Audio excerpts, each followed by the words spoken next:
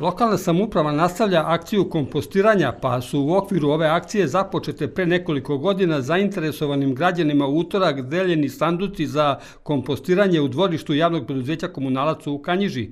Kanjižani su i ovog puta pokazali veliku zainteresovanost jer je to korisno za domaćinstva koja se uključuju, a takođe i značajan segment u zaštiti životne sredine.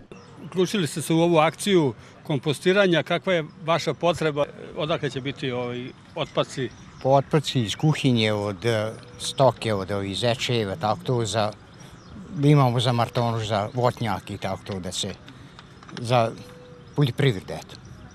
Znači vi ćete iskoristiti ovaj sanduk?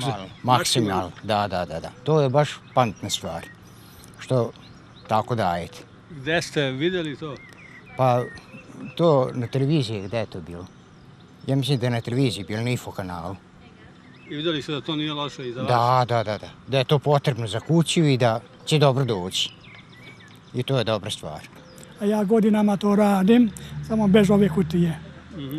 To znači sve ono što iz bašte ostaje, iz kuhinje, isto držim zečeve.